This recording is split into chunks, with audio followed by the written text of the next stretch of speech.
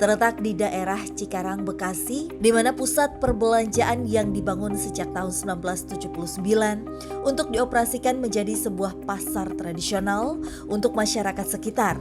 Namun naasnya pada tahun 1998 terjadi kerusuhan di tempat ini sehingga menyebabkan adanya kebakaran. Tak hanya sekali saja kebakaran yang terjadi di tempat ini karena setelah adanya renovasi di tahun 2000. Namun lagi-lagi pada tahun 2015 terjadi sebuah peristiwa kebakaran yang melanda pusat perbelanjaan ini. Hingga akhirnya kosong dan terbengkalai sampai sekarang.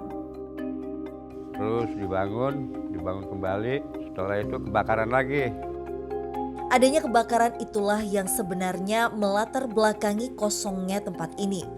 Namun ternyata usut punya usut sudah sejak zaman dahulu lokasi dari pusat perbelanjaan ini memang sudah angker adanya. Mode kayak atau apa, orang Belanda juga ada, hantu-hantu Belanda juga ada. Tak hanya itu saja, warga yang memang tinggal di dekat area tempat ini pun akhirnya mendapatkan berbagai macam gangguan dari makhluk-makhluk astral yang memang bernaung di tempat ini. Gede terus ada bentuk gitu. Pokoknya ada orang bentuk gede gitu kan, hitam, ada yang di atas ini katanya. Kalau malam. Ya yang kesurupan itu ada juga sih. Banyak kan di bawah, basement. Lantas, mampukah kami mengusut tuntas seluruh peristiwa tragedi yang ada di tempat ini?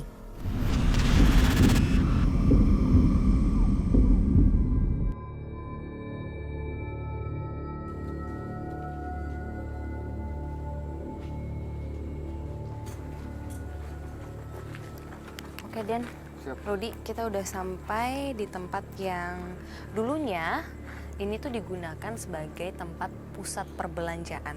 Walaupun sudah beberapa kali juga dilakukan renovasi, tapi masih terjadi kebakaran. Nah ini nih yang bikin aku penasaran. Dalam itu sempat banyak sosok ya, sosok entah wanita ataupun apa, tapi emang ada yang menjanggalnya itu adalah di bawah bangunan ini sih. Mungkin kita coba lihat lebih lagi aja kali ya, kita Siap. masuk ke dalam gimana? Siap. Yuk. Kayaknya pintu masuknya yang ini nih. Kami pun mulai memasuki area pusat perbelanjaan yang sudah terbengkalai Kita masuk ke karena dalam nih, Rut. kebakaran. Saya rasa seperti, sesuatu yang badan saya sakit nih. Iya, betul. Sakit. Sebelah sana. Oh ya, Dan Ya. juga ngerasain ini pas banget barengan. Tiba-tiba saja Den Ananda dan Rudi merasakan adanya sosok wanita. Kami pun mencoba untuk menghampiri sosok wanita tersebut untuk mencari informasi mengenai tempat ini. Ya. Di samping saya persis, ini ada sosok perempuan. Dia berdarah-darah. Kamu ini namanya siapa? Siapa nama kamu? Dia dengan cemberut menggeleng. Maksudnya apa tuh? Dia nggak mau diajak Dia keluar? nggak mau menyebutkan nama. Ya sudah, kenapa begini? Jatuh berdarah. Ada seorang perempuan, dia mengendarai motor. Karena dia ngantuk, akhirnya dia kecelakaan. Kecelakaan itu di mana, Ruth? Kecelakaannya di jalan yang tadi pas kita masuk atau di jalan mana? Di mana kejadian itu? Dia cuma bilang, Gitu gerakannya dia kayak gitu. Dia cuma bilang seperti itu. Jadi yang saya tangkap kejadiannya sekitar sini, tidak jauh dari sini. Kalau kecelakaan paling di ini lampu merah. Sama ini apa namanya? Pas tikungan ini nih, depan pasar. Kenapa dia memilih tempat ini sebagai rumahnya dia?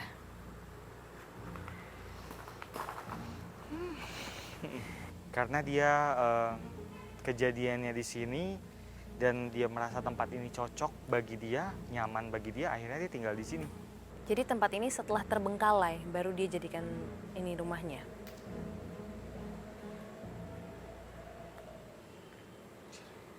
ketika tempat ini terbengkalai itu malah lebih menambah nyaman lagi, dia bilang.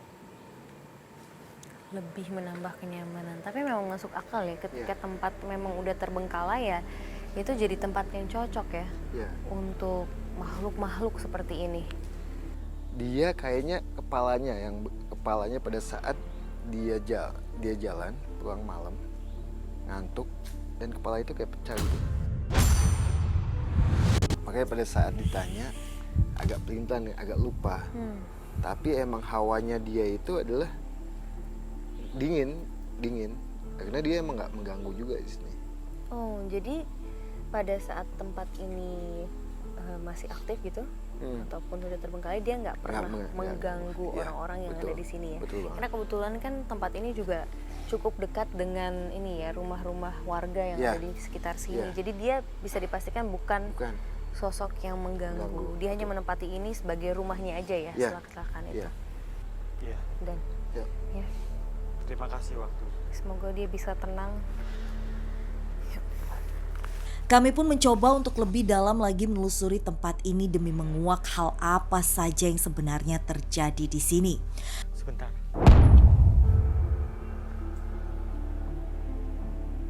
Seperti ada senandung, ada tertawa anak kecil. Anak kecil? Di sebelah sana. Oh iya. Dan kamu dengar juga? Aku melihat sosoknya. Sosok anak kecil ada. Lumayan ada 7 anak. Oh, banyak dong. Hah? Ini sih. Oh, astaga. Semakin dekat, terasa ini hawa seperti ada anak-anak. Itu banyak sekali anak-anaknya. Lagi ngapain mereka, Den? Sedang main. Main.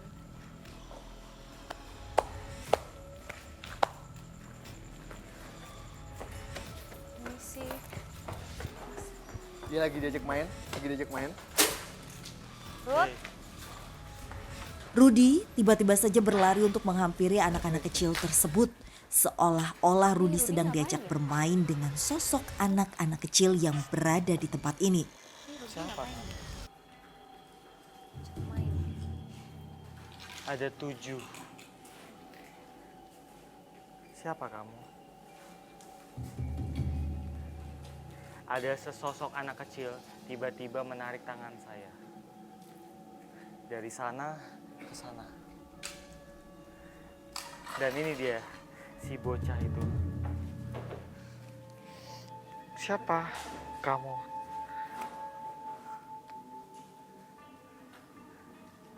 Ya, saya dipanggil kakek. Samping saya, ini ada satu anak laki-laki. Dia punya temannya berjumlah 6 orang. Temannya lagi lari-lari di sebelah sana. Dia belah tengah rambutnya itu lurus belah tengah, terus bibirnya tipis, matanya agak sipit. Dan dia berkulit agak kecoklatan. Tingginya segini. Umurnya kira-kira seperti anak berusia 6 tahun. Dia lagi ngirup-hirup permen yang saya kasih. Dia kayaknya suka, enak ya. Dari mana kamu? Bawah. Dari bawah. Dari bawah katanya. Semua dari bawah? Semua dari bawah. Dari bawah. Dari bawah tuh maksudnya apa ya? Sebentar. Berarti benar yang tadi dibilang Den, ini kayak seperti ada sesuatu di bawah. Bawah apa? Makam.